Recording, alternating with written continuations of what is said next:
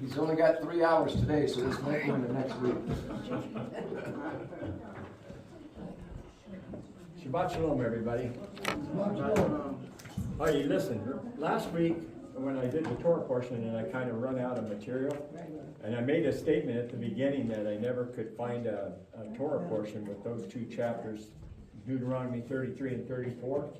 Well, I was telling John, I said, I was looking through one of my Hebrew scriptures and I found a chart on the back. Now, this is rabbinical, so this is not scriptural. This is what the Torah portions are based on, a rabbinical system of reading the Torah throughout the year. So they do 2 days on Yom Teruah, where they do the dark of the moon and then the sighting of the moon, because they want to make sure they do both, make sure they get it right, so they do it twice. And they do the same thing on, I don't think they do it on Atonement. I think they let Atonement run together, and then they do it on Tabernacles, and they do it on the 8th day. Well, they also do, they call the 8th day Simchat Torah, which they read the Torah of Moses. That's Deuteronomy. And then the next day, they read all of Deuteronomy except for 33 and 34, and then they do 34 the next day as a Torah portion. I didn't find a Haftorah portion, so I know it's in there somewhere, so I'm totally certain. But so anyway, I was wrong again. Anyway, and a few weeks ago when John was kind of recuperating, I did a little talk. We were talking about Genesis 1, Bereshit. Bereshit means, Reshit means beginnings, okay? And so when you see Genesis and you see in the Hebrew it's Bereshit, well, they're talking about the beginnings, and Genesis puts it into the more of our antiquated abstract teaching of genealogy, the genealogy of the house of Israel from the beginning up to Jacob. So anyway, let me open with a little prayer first. Father, I give you thanks, praise, and esteem. Father, I thank you for this time with my brothers and sisters. And I know you've been putting a lot of information in front of me for me to absorb, some good, some not so good. But it's there for me to understand or to reason with. And so, Father, I thank you for your help in this. And I thank you for the time that I've been allotted to do this teaching, and I hope I do it justice. And I ask this blessing on this teaching, and I hope the children here, my brothers and sisters, will have a heart to understand and the willingness to think about what I'm teaching and study it. And I ask this in Yeshua's name. Amen. So anyway, when I started that, I put in the beginning, and we went kind of a quickie to get down to 26 and 27 of the first chapter, when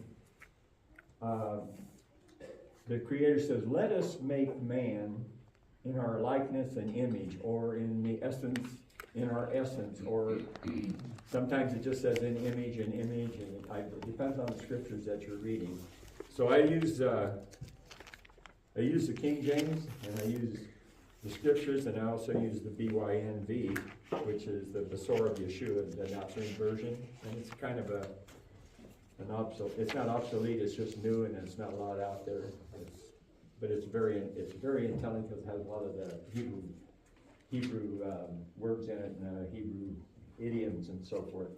So anyway, most of them say in the likeness and the image, and we were talking about, and I said, what is the likeness and image of Yahuwah? Now you got to remember, he says our image, our likeness. So this R is any of the manifestations that our Creator can put himself in. A burning bush that talks, that manifestation. That what was he teaching? He was teaching Moses, or getting Moses' attention, because he had made Moses for the time that he met him at the burning bush, so he could tell him, say, hey buddy, you're going to take my people out of Egypt. Now, that's kind of a paraphrasing in a way, but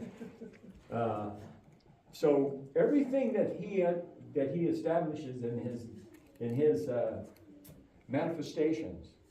Now the biggest manifestation of itself is, of course, Yeshua. When we all know that Yeshua is Yahuwah. He says in John that the ones that rejected him, the one that was rejected by his people, and depending on your translation, became flesh and dwelt among men, or dwelt in man, or dwelt with man, or pitched his tent with man. Several versions of it, but it all means the same thing, that he manifested himself as a man, and he went through the birth of a man, the birth of a child, and he lived a fleshly life and brought his word to the children of Israel. And he came searching for who? When he came? The lost sheep of the house of Israel. And that entails a lot of people. That was a pretty big house, okay? The house of Israel, but he also said, seek first in the tribe of Yehuda, or in the area of Yehuda, for the lost sheep of the house of Israel. And I'm saying that when he was telling those people that, he was letting them know, I found you. Sent all of those disciples, I found you. That's what he's telling them, because he was in Yehuda, when in the area of Yehuda, in Bethlehem, or in Galilee when this was happening. So anyway, this likeness and his likeness and image, but we also have to remember that this is not a picture of what he is in our three-dimensional or two-dimensional world, or whatever we are in. It's more three-dimensional, I guess. The abstract way that we are taught to teach and to learn.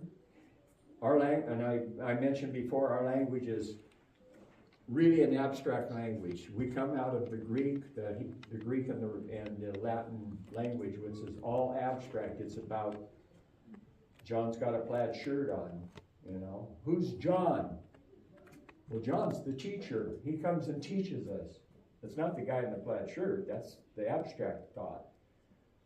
The real thought is, it should be when you look at John and say, who's John? John is the one that stands up here and teaches, or sits up here and teaches us how the New Testament is tied in to the Torah, to the Tanakh. And you know what?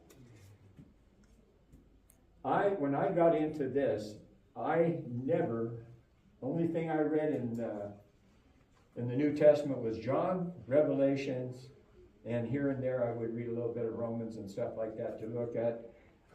But I knew when I was reading, I kind of had the idea that tried to tie it back to the Torah. But my main thinking was to understand the Torah, the teaching and instructions of, and that's what Torah means, is teaching and instructions, the teaching and instructions of Yahuwah. So when I was going through that, and John started teaching, at first I thought, why is this guy, where's he going from? Where's he coming from?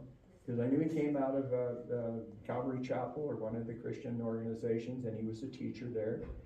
Well versed in the Bible. I know I can ask him, give him a phrase out of the New Testament, he can tell me where it's at right away. I've never been able to do that. I had a brother that could do it, but I couldn't do it. But that's what this is all about, is learning. We have to realize that the New Testament was written by Hebrews. They were written by Jewish people. They were written by the rabbis, and they were written by the disciples, those people that wrote Paul and Matthew and Mark and Luke, John, all of these people, right? Timothy, all of these people were disciples. They knew the Old Testament. They knew the Tanakh from the beginning to the end. They knew it. They knew the teachings of Moses. That's why when he found them, he told them who they were. And they went and followed him. They were called fishers. He said, you're going to be fishers of men? Well, for over 2,000 years now, the Creator has been sending out fishermen and hunters. And there's some of us are in the room. Maybe. But I think we all are. I think if you're part of the Torah, the Hebrew roots type of understanding of the Torah, then you're probably one of those fishermen, because you're talking to other people. You can't help but not to do it.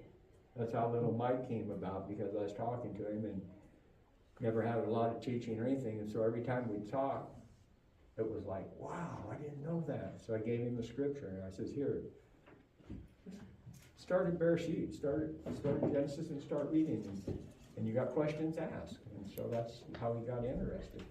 But same way with the prison ministry. I had probably over 4,000 inmates that I corresponded with over the last 20 years.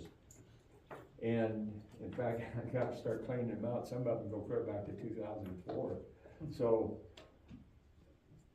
those were all things that, it wasn't me. I never intended to do anything like that. I never intended to ever teach. I would just wanted to learn.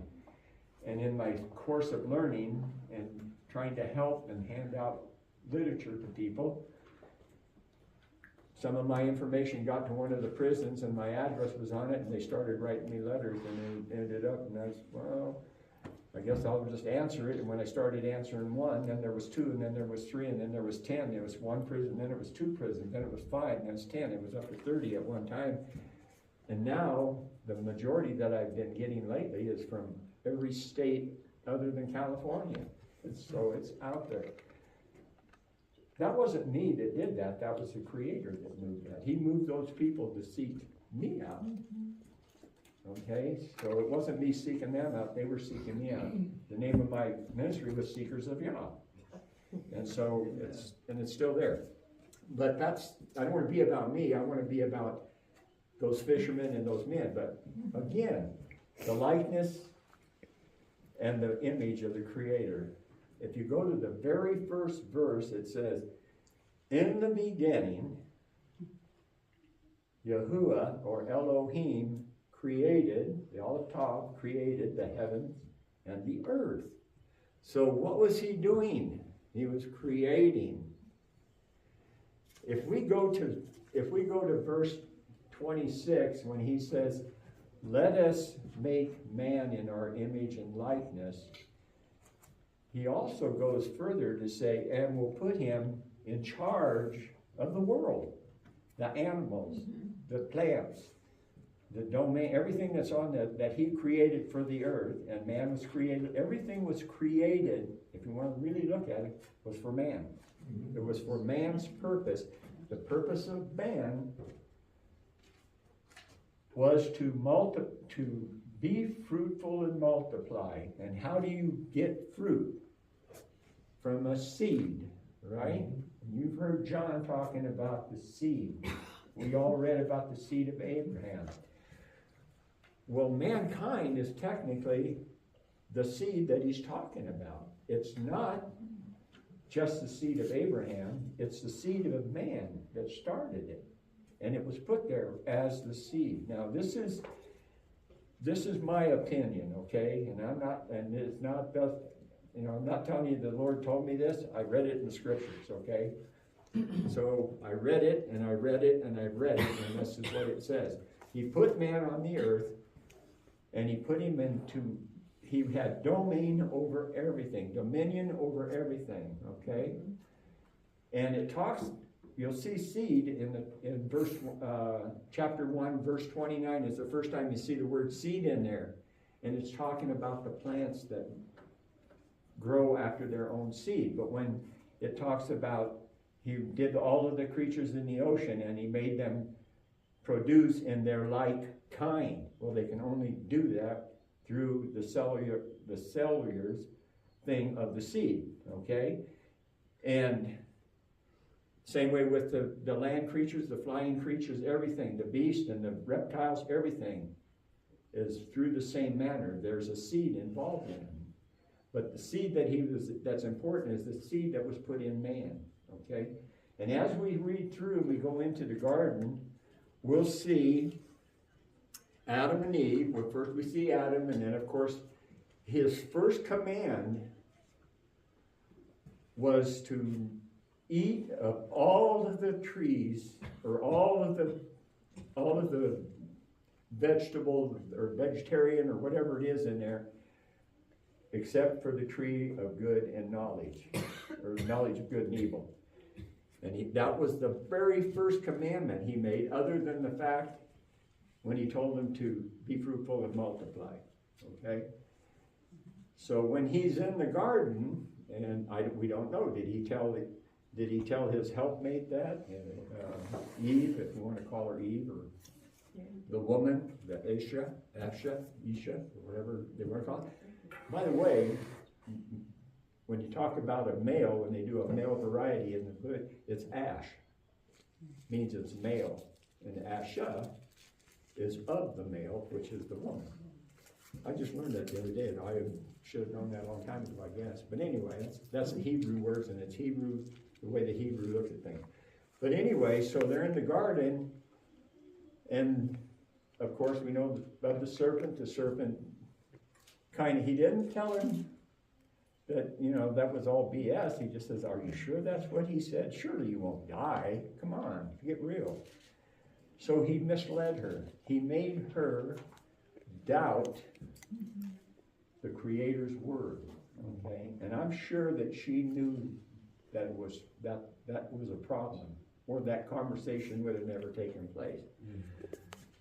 So now you have this woman that's caused this problem, and as we go through it, we find out that the Creator goes through his system of taking, and he says, and you, woman, I'm going to put enmity between you and the serpent, the seed of your seed and the serpent's seed.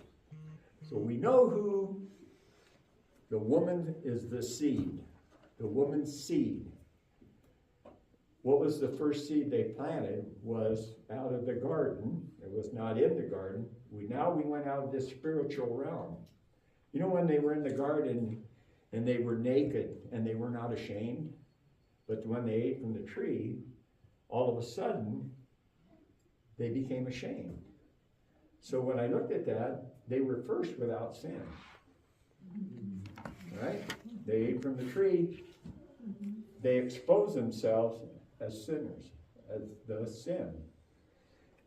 So we can look at that as now they became a sinful nature. They couldn't be in the garden because the master said, they will become like us if they eat from the tree of knowledge, of life, and they will become immortal. They will be like us. So they had to be out of the garden. So we know that there was a wall, or there was going to be conflict between the seed of the woman and the seed of the serpent. Thus saith Yahuwah, right? So when they're out of the garden, the first thing they have is a son named Cain. And then they have Abel. And we all know the story of Cain and Abel.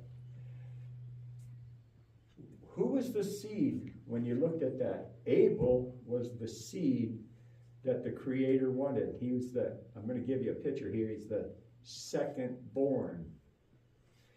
He had the Ruach. He had the heart. Let's put it that way. He had the heart. We don't know what he was taught. We can assume everything, but we know that he had the heart, because when he made an offering, it was from the heart. And the heart said he gave the offering of the lamb and the very best of his flock and the very best of his garden, his growth. And Cain was not so well. He kind of threw it together and says, oh, well, I'm going to burn it anyway. Maybe, I don't know. But we look at that is the seed of the serpent. And we can see that in Cain when you see the curse that was put on him for killing Abel. And so we go right from that, right into the genealogy of Adam. And of course, it starts with Seth. And you'll notice it's when man began to call on the name. Okay? So that's the lineage of the seed to Noah. And from Noah to Shem at the end of the flood, and from Shem to Abraham. The seed of Abraham is singular. Seed. The seed of the lady is singular. It's seed. It's the Torah. It's the teaching instructions. It's the total thought that the Creator was trying to make man when he said in his image and in his likeness. So the one thing that man can do, he can create. Think of what we create. We can only create with things that was already created. We have never created anything new. We've done new stuff that the one generation might have known that the next one is, like the people in the 20s didn't have an atom bomb, and the people in the 50s didn't have a hydrogen bomb, and they didn't have ballistic missiles, but we got them. So you can see how the things that man creates are not creations of the Creator's design for mankind. Is what he wanted mankind to do, was create a system of love, because if you read the scriptures, it's a love story. It's a love of his children Israel. So I started this off with just looking at the image and the essence, and I was looking at the spiritual part of the Creator, that how we're supposed to be, how we're supposed to live, and how he wanted to guide us. But there's more to it. It's because we have the seed of the woman, and we have the seed of the serpent, and we have the creative ability that he gave man. And the only thing that he didn't give the man domain over was other men. It doesn't say that in there. So what has man done? We have done, and I'm bringing this up because we look at society today, and look out there today. What are we having? No King's Day? I mean, it's the dumbest thing yet, but Wasn't that in the 1700s originally? Yeah, I think it was way back there when they wanted to throw King George out of the country. So, but I mean, think about where we're at today, and we're talking about mankind. So now, when we're looking at this, and we look at going through the scriptures, and we can see the things that people did when the Israelites went into the land to seek it out, to bring back a report of how beautiful the land, because it's the land of milk and honey. It's the land of everything. It's going to take care of you. And they come back, and we had 10 bad, and 2 that hold it like it was. And of course, like today, the people, they'll listen to the voice of the majority of the dummies, compared to maybe the majority of not so dummies, I don't know. But our system today is built by man. And we can go back, go all the way back. When I made that point about Abel being the second son, we go up to Isaac, the second son. Do you know Deuteronomy says that the firstborn son gets the blessing of the father? He gets the largest blessing. Okay? But that's man. That's for man. That's for man. That's not the Creator. The Creator, either he couldn't remember I'm not being facetious, of course. He couldn't remember that. He said the firstborn, he told Moses the firstborn got all these blessings, and then he had all the secondborn blessed. It was by design. And Abel was the picture. And I don't mean a picture abstract. I mean a actual motion, moving, action type of thing that happened that made him the second, that pointed through all of those people. When you go to Isaac, Isaac, remember when he told Isaac, take your son, your only begotten son, and I'm going to go to this place, and you're going to put him, and you're going to sacrifice. He was not talking about the fleshly body of that man. He was talking about, you're going to offer him up the spiritual thing in him, the heavenly thing that's in him. And that's what he did. Everybody's read it. You've heard John teach it. You've heard David teach it. He didn't kill the fleshly body, but he gave up Isaac as that offering of the begotten son, a picture of Yeshua. So there's 2 things in there. There's more than one teaching in you can have 4 or 5 teachings in everything. So when you look at that, it was not a fleshly sacrifice that he was calling for. He wanted him offered up to me. And then he said, don't hurt the boy. Don't hurt that boy.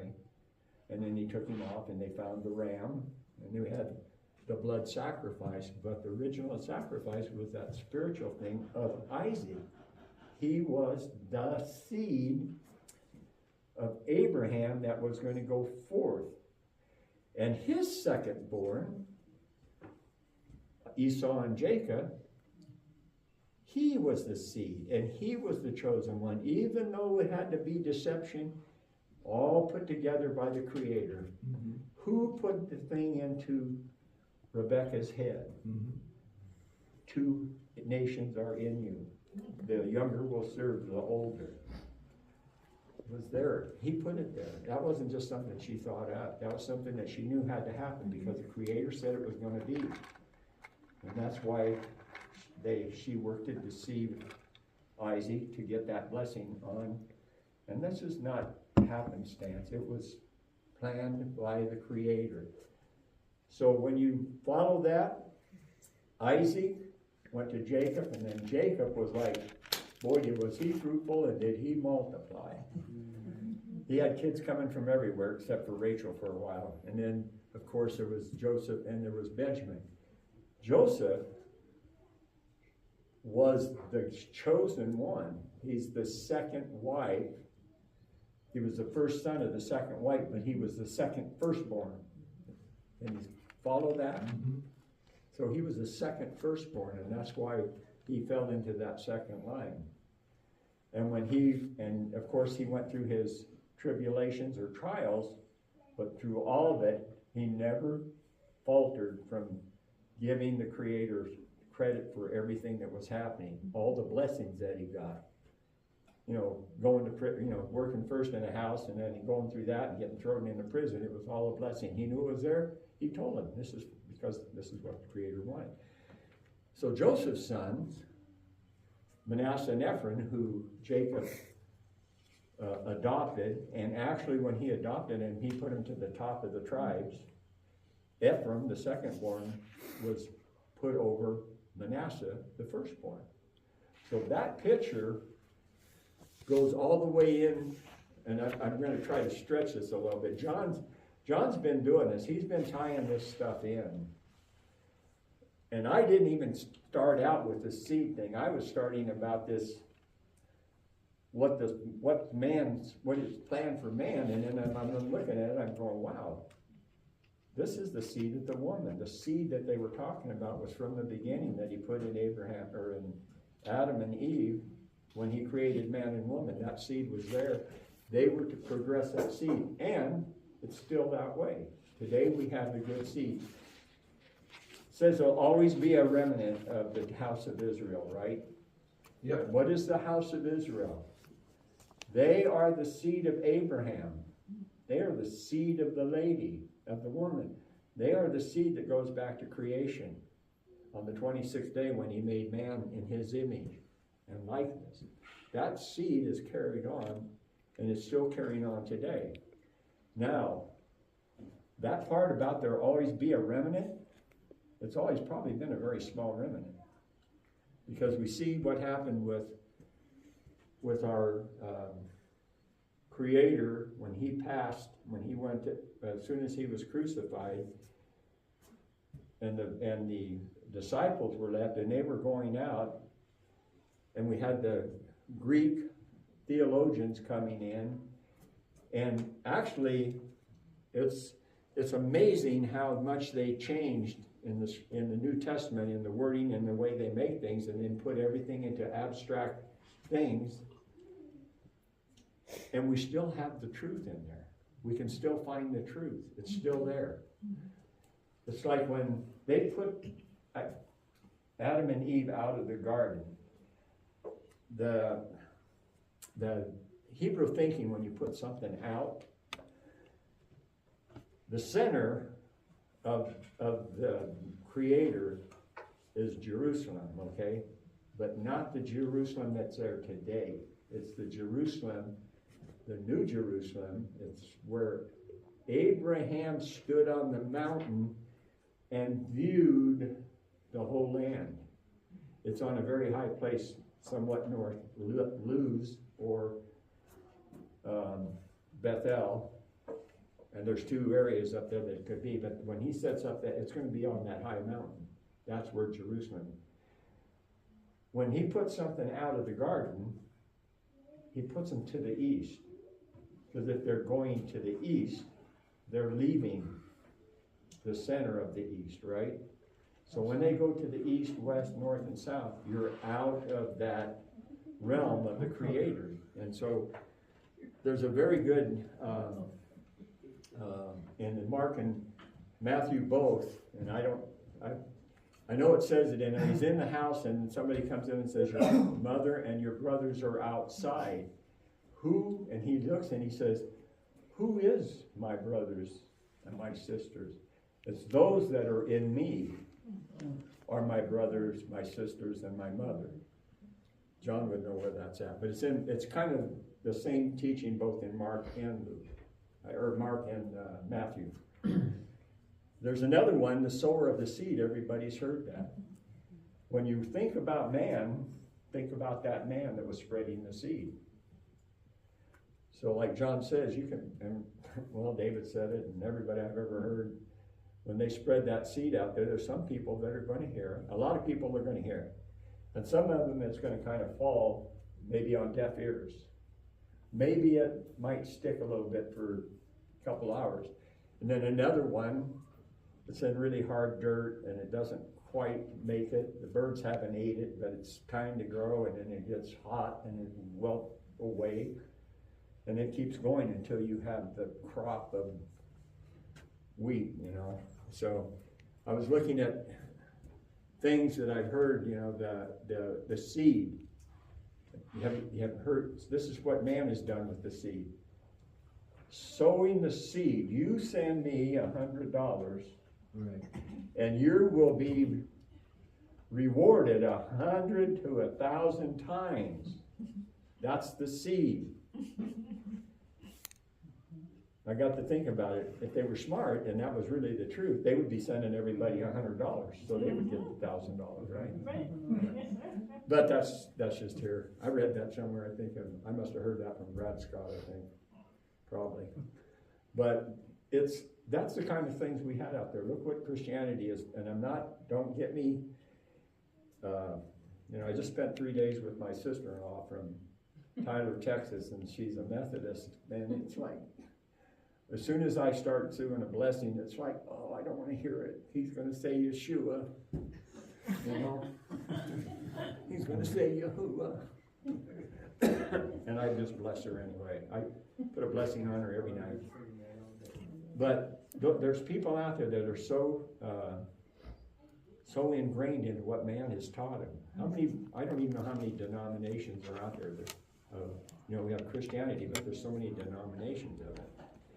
Even non-denominational denominations. Even non-denominational. And we had a guy here from one time, he says, when you go down the street, he says, I take a walk every morning, he says, there's one corner that's got 4 demon nations on it. Each one, I go, demon nations.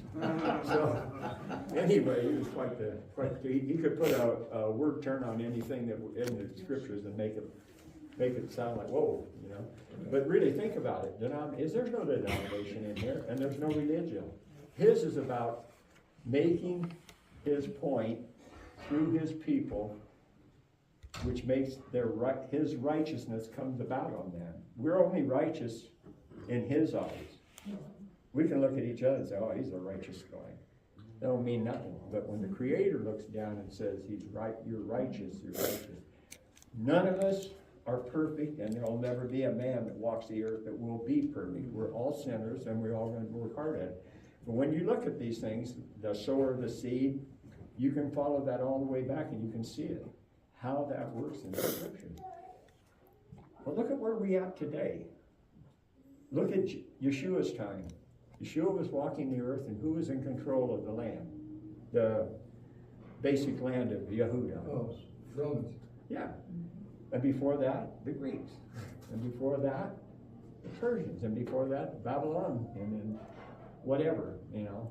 So, and you can look in the scriptures and you can see when he starts doing the genealogy after the flood, and he's talking about, Noah, and I only worked with Shem, the other two guys, they're kind of that section of the seed that's not part of the Creator. You'll always see the notes of the great hunter, right? And he said Nimrod that set up Babylon, set up all these cities. And what did they do in Babylon? They tried to build a tower to reach the heavens, and they basically were making their own god.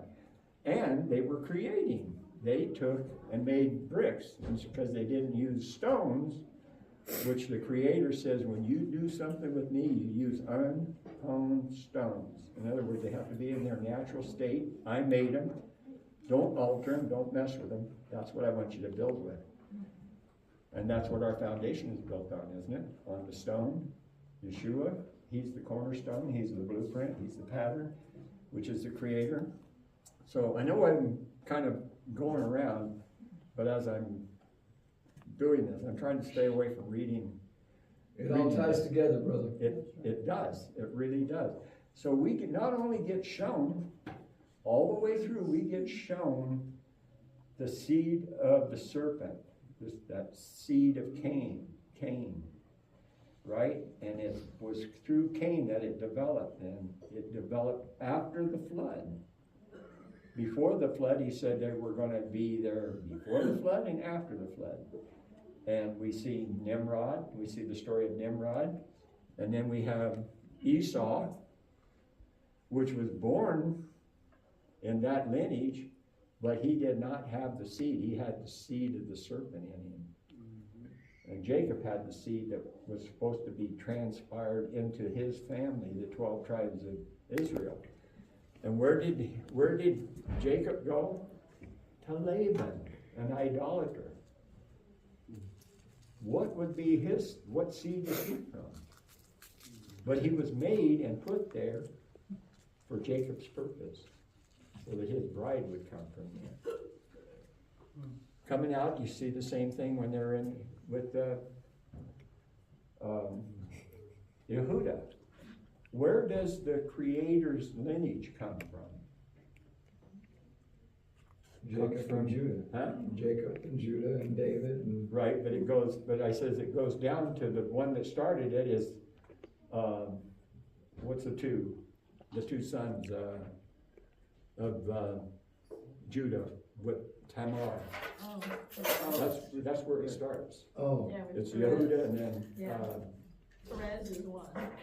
whatever. Anyway, so when you look at the lineage, that's the first one up there. It's just Yehuda, and then it goes from that lineage there. That was from something that happened. That was not a legal marriage type of thing. That was something that he thought he was getting a little extra action out there, So he uses that to show where he can plant his seed and where that seed goes. And that seed went all the way to Yeshua, all the way up through David. So everywhere in the scriptures, when they go into the land, how many times when they went into the land did they have there was a plague thrown on the people for what they were doing, rebelling against the Creator. He was showing you the seed of the woman, or the seed of the serpent, among his own people. And today, among his people is that serpent's seed. But they're not his people. But they could be. Is all they have to do. They can always come over to it. But we have a great ingathering coming of the house of Israel. And you've heard David talking about the great ingathering. Well, the great falling away, the great apostasy is the falling away, and it comes out of that great ingathering of people that have got the word. And maybe that seed didn't fall on the really good soil. It fell on maybe a little bit sandy and rocky soil. And so it was good for a while. And then he got, I think I'm kind of tired of this, And I think that's where that great apostasy is that's coming, it's got to come from the house of Israel. It's not just the people out there that are not part of Israel. Right. It has to come from the children of Israel.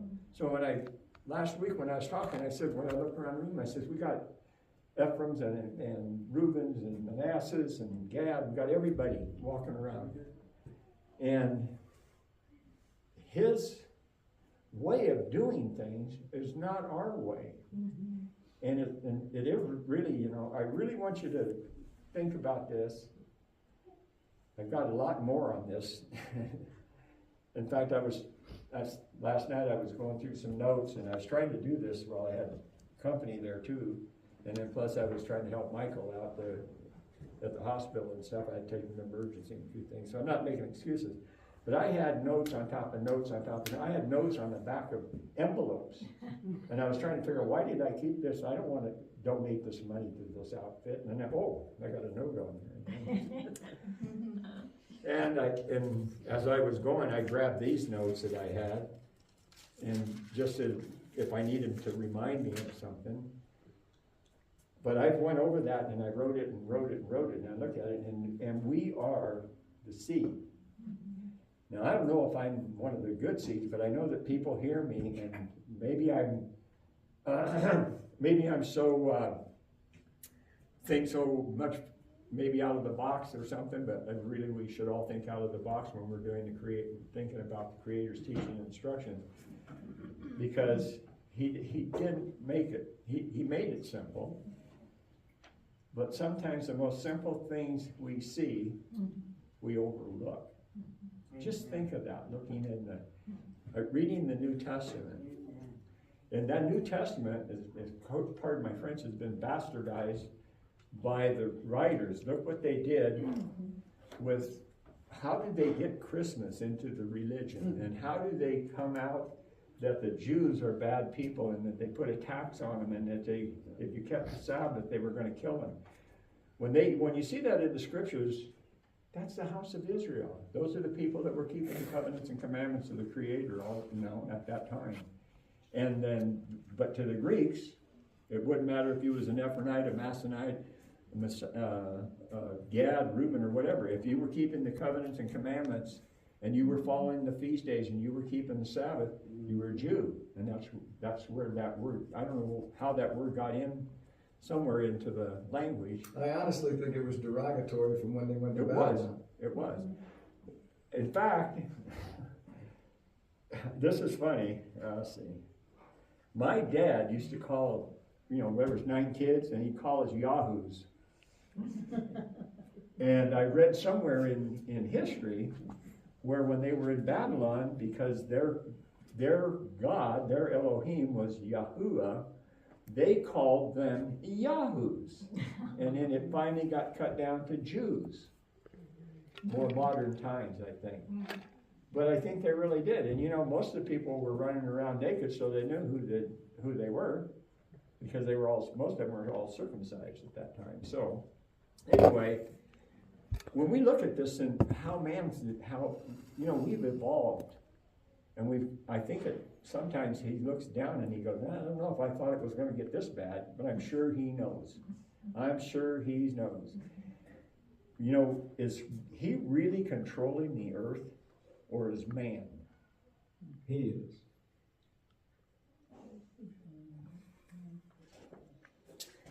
I'm going to agree with you in the sense that when his children are involved, his seed is involved, that he is the one that's blessing them and taking care of them and making sure there's a roof over their head, clothes to wear, the promise that he made with Jacob. And I truly believe, yes, if you're avidly pursuing his covenants and commandments, his teaching and instructions, and that teachings and instructions is every word in there is his teaching and instructions. So if you're working at that, then I say yes, he's in the world.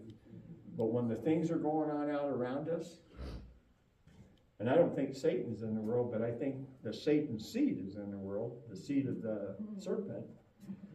And he lets those people, I used to say gives us what we deserve. He's not giving us what we deserve, because we are getting the blessings. I believe I'm blessed every day. Even if I'm laying in bed and I got the flu, at least I know I can stand up and I'm still on the right side of the grass, okay? So we know we're blessed. You have to know you're blessed. Those people out there they don't know. They don't have that blessing. Right. They're struggling. They don't even have a clue.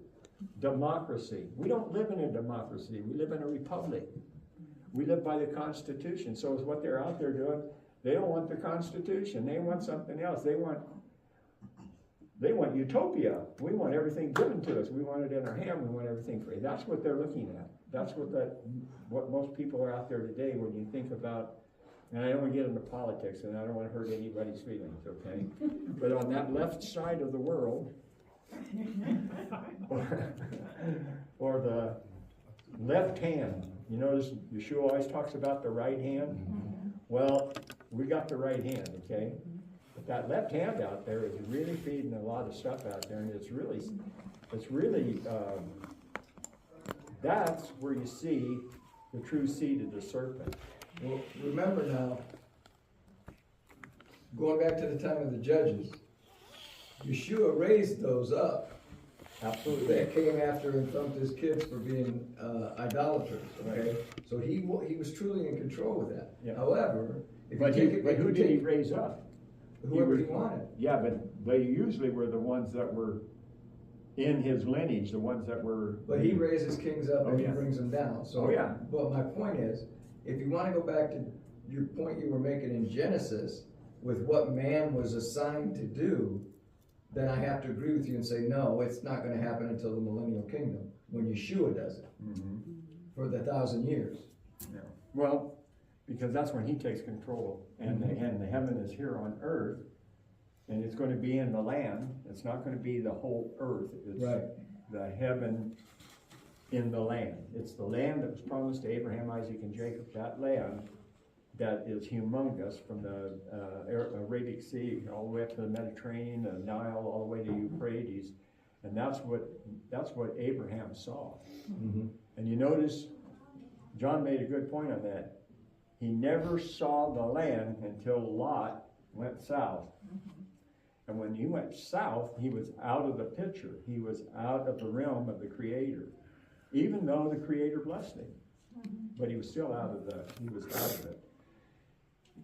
Anytime you see when they say they're out, something about out or on the outside or in the field, you're away from the Creator. And if you're going, when you go to the west, when he says he sent us to the northern tribes to the north and the west, and all the isles of the land, well, it's every place but where his promised land is, where his promise is sitting. And that land's going to be promised. The little thing that they call Israel now is just a chunk of dirt. It's nothing. I know there's people are there, and there's a lot of believers over there. There's a lot of Messianic believers over there that have Yeshua, but the majority of the people in politics over there are not religious people. There's a rabbinical party, political party, but most of those people are not real religious people, because you got Christian groups over there, you got Arab groups, you got it all. It is a hodgepodge of the world. So, but he is in control when his people are doing what they're supposed to do.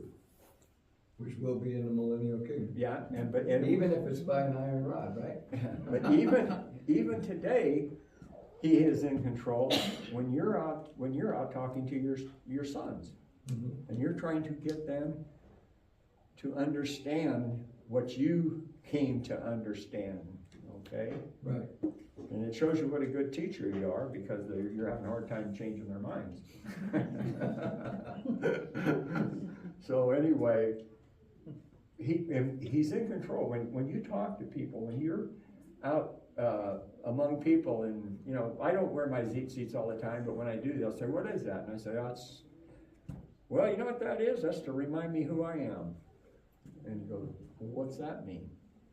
Well, exactly what I said, to remind me who I am. I wear those, so it's a commandment. And they said, what is it? And I said, it's a tzitzit. It's a commandment. You need to make them yourself, and I didn't make these myself. Yaakov did. Make them yourself, and you wear them. And you wear them on the edge of your garments, okay? And so They go, really? Where's that at? Well, you can tell them where it's at. You can tell them a lot of things where a lot of things are at. So, you know, it's like when we're talking about what's going on in the world, we read Deuteronomy 4. Do not add to, do not take away. And as all man has done is add to and take away. When you look at, and I'm not trying to be down on the Christians, but in reality, it's their teachers that are the problem. It's not the people. Because they've been listening to something that is it's almost like what they're doing out there on No King's Day. You know, they're listening to that instructor that went to a seminary, almost like a cemetery, and they're teaching them what they were taught. Mm-hmm. And it's a corporation. In fact, the government even subsidizes them. Right? So, what they've done to it, they've taken people away from the truth. I mean, they have Jesus in their heart, and I mean, boy, my sister was like, you can't, Jesus, he fixes everything. You can't sin in. He forgives your sins. If you sin, he just ask for forgiveness, and I think Yeshua said, go and sin no more. Mm-hmm. So I don't think they understand that part. But they're avid, they really in their hearts, they really love him. They love that teaching, they love that, but they're being deceived. And so the seed, people here, we have to try to break through that barrier and try to, and I was not very good at that because I used to get a lot of arguments. But we have to be able to break through the barrier. It's all individual, and it's how you approach them and how you talk to them. And sometimes the best way is how you act. Mm-hmm. And that is really a picture that's something abstract that they can see, that you're doing something and they can ask you a question. I had a friend she's a really devout Christian, and I was really good friends with her husband, he went to church because his wife wanted him to. And a good man, he really was a good man. He had a good heart, and he loved the things that were created. And then she is in this picture of the Christian group of people, and they do their prayer circles and all of this stuff, all good stuff. But it's not within the realm of the seed that he put in it. The seed that's in John, the seed that's in Martina, the seed that's in each and every one of us. That seed is in us. That's why we're here. And that's why we're doing the things we are. I never thought I'd ever, if somebody would have ever told me I would be teaching or even have a ministry, I would laugh at them, And my brother would tell me, John, you know a lot. He says, a couple more things and you'd be a good Jehovah's Witness. You just gotta, gotta learn this and this. And I says, well, you think I'm really close? And he goes, yeah. And I says, well, guess what? You got a long way to go, brother. And I can help you. And I sent him books, and I said, they are so indoctrinated, they won't read anything from outside of their church system, pretty much. You have to get somebody that's just on the verge. But most of the time, they don't want to hear anything. They only want to hear what Jehovah says. And that's what that guy did in, whatever his name is, that started that up in Connecticut back in the early 1900s, or actually in the 1800s when they first started. It's like the rapture. That rapture comes and goes and comes and goes and comes and goes. But that rapture started in the 1700s. It was a philosopher that took a scripture out of the Bible, and he wrote through this scripture. And when he got to the end, he said, maybe this is a picture of how he's going to take his people back up to heaven. And then somebody else picked up on it, maybe 100 or 50 years later, and it was somebody's dream that they told their uncle or somebody, and it became the rapture, and they started teaching it, and it came and went, came and went, came and went. Now it's pretty much out there about the rapture. They're all waiting for the rapture. So you ask them, how's that rapture work? And they said, well, we're going to go up to heaven. I said, where's it say in the scripture? I asked my sister, I said, where does that say that in the scripture? It says right in Revelation. I says, you mean where it says you're going to meet him in the clouds? He goes, yeah. I said, you keep reading? Because he comes back down to the earth. And See, that's the thing. If people would just remember Genesis 1, where you started, right? He didn't create all that he created to meet with his people up in the sky and live up there forever. Yeah. He created the earth and everything that's in it so it would be self-sustaining, so that he could dwell with his people here on what he created. What did John say? He came to dwell among or in his people. Right. What was the picture of the tabernacle? Him dwelling in the midst of his people. That's right. And that's what it's all about. What was the garden about? Dwelling in the midst of his people. Even though there was only two of them. Dwelling in the midst of his people. That's what he wants. And he wants to dwell with us. Right now, he would be happy to dwell in our hearts. If we can clean him up enough for him to get in there, you know. I'm being, silly, but at the same time, we don't have good hearts. We all have flaws. Well, he's at a minimum circumcised our hearts in here, Right. And if the word's taken root. Right. Maybe even given us that new heart yet. I'm still working through that, but I know it's been at least circumcised because the seed. Well, I know he says in Ezekiel and Jeremiah and Isaiah and a few of the other prophets that when he will circumcise your heart, and when he does, there won't be anything else in there but him. It'll be him. So I'm looking at it as when the resurrection, the resurrection comes, first resurrection, and those that are dead will be out of the ground, and then the live ones will meet him. They'll be changed and go up, and they'll come back down and be in the kingdom that he's going to build himself. And that kingdom will be built, and they'll be put in the middle of it. And the people outside of it are still going to be able to come to them because we still have the white throne judgment, the second resurrection. And all those people, even the Christians, they're going to be judged on how their lives were. And all of them have some good things in their lives. And we all have some bad things. The ones that go up in that first resurrection, though, they've been cleansed. They're already judged. They're clean. So, we have a long way to go. But this world, under the rule of man, under man's domain, he gave us domain over it, and look what they've done. And it's not just modern. You can go back to every generation back there. There was always somebody that was over man. Look at all the way back to Sodom. He didn't want all the goods back. He just wanted the people. Right. Yeah. So, you can go back farther than that. Go back to even in Laban's time, it's kind of a picture of that seed of the serpent out there. But start with Cain. Cain was that one that was the first one, and he went off, and that seed of Cain, or the serpent, was in Cain, and it was carried off before the flood and after the flood.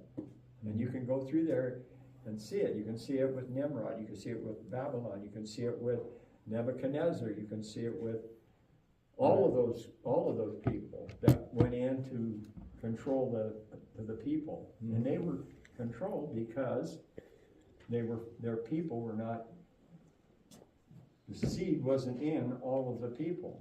And so sometimes the good went with the bad. I'm sure that the house of Israel, the northern tribes, there's a lot of people there, they couldn't have all been bad. But Jeroboam set up some pretty good temples and some pretty good altar places up there, and gave them some really good places to worship, and some trees and whatever to worship, idols, and they followed it. But there had to be good people in there.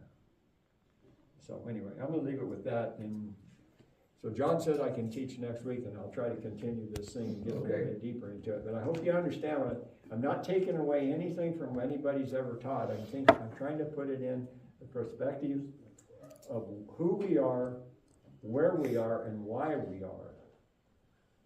Because we are the fishermen and the hunters, or in that, first fishermen and then hunters.